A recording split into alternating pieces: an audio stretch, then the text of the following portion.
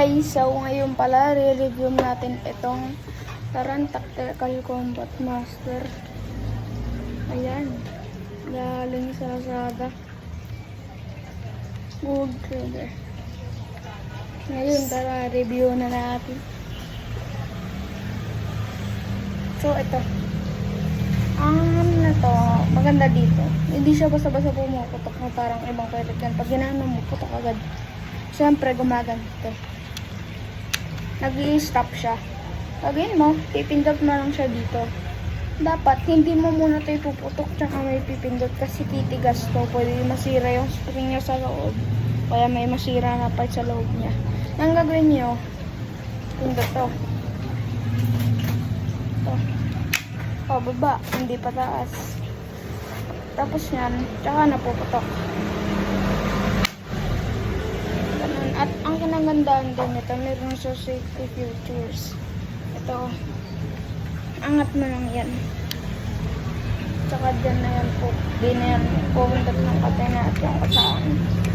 At anong gawin mo? Huwag nyo na ipilit na pumutok-tok. Baka kasi masira na maaga.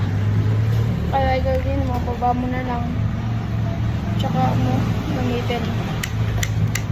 At ang magasin nito, hindi siya basta-basta original na magasin.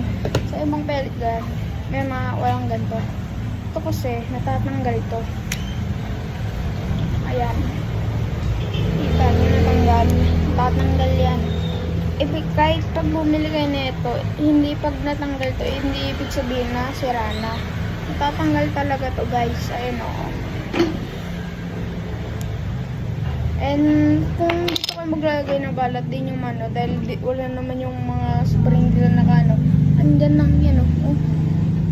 Angat, ibababa mo lang o. Ayun o, bababa o. Tapos, kung ayaw mo ilagay ito, wag na kung ayaw mo. Pero ako mas gusto ko may ganito. Ito. Ganito yung tsura niya. Wow. Ganda. Ayun. Ayun guys oh. Pero mas maganda para sa inyo o sa akin. Kung gusto nyo, wag na to lagay. Tapon yun. Kaya siya, kasi ako, gusto ko ganito pa. Kala ko nga kanina, ini-smokean to kasi may ganito. Eh, mga airsoft, diba may mga ganyan kasi dyan nilalagay yung smoke, yung gas. So, minsan kasi, pag ginaganto mo at ginaganyan mo, binababa mo, pwede may masira. Hawakan mo siya dito, kahit saan dito, dito. Para mapigilan yung pag-ganon niya. Tsaka niya yan, oh. Yan. Andahan. Kaya na. Doon na siya puputok. Full plastic pala yung mismong ano niya. Yung plastic. Ito metal. Sa loob niya, buo metal. Ang ano niya, magazine niya, may metal sa loob. Ang bigat ang bigat to. Ito din ang bigat kasi meron siyang bakal dito. Hindi lang dito yung bakal niya. Dito. Meron dito. Magazine, meron ditong bakal. Kung nagtataka kayo, hindi nyo re-reload dito, kaya dito nyo. Kakamali kayo. Kasi dito yun, oh, hidden lang yung ano nyo. Yung nalalagyan ng bala.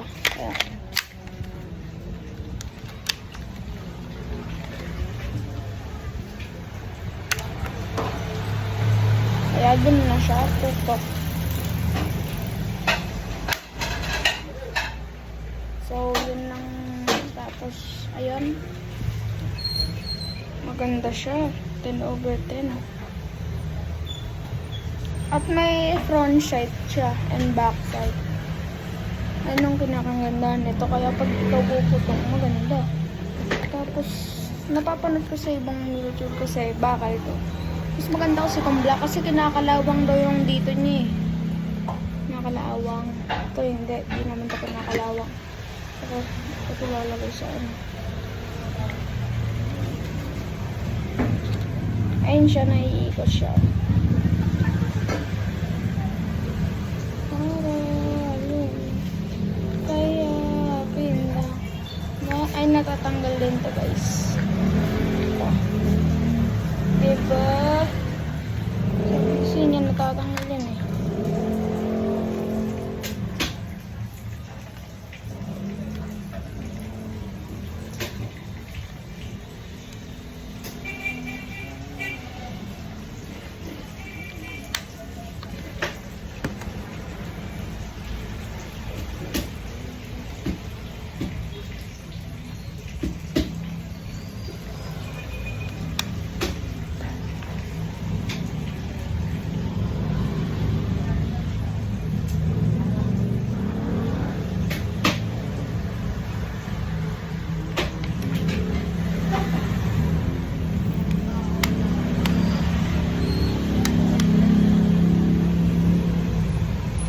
Tsaka kung gusto nga matanggal.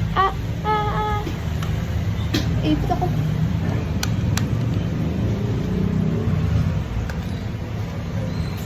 Yung tanggal, ganito lang ako. Hindi, so pwede yan matanggal. Sa mga YouTubers, pag sumabay ito, ganito lang naman ang solusyon dyan. Hindi nyo naman pwede ano din yan.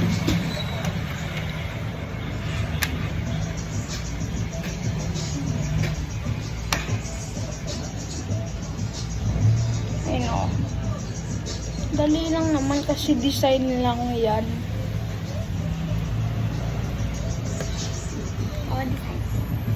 Pero kung gusto niya maging parang airsoft, kahit pellet yun siya, palitan niyo siya ng orange.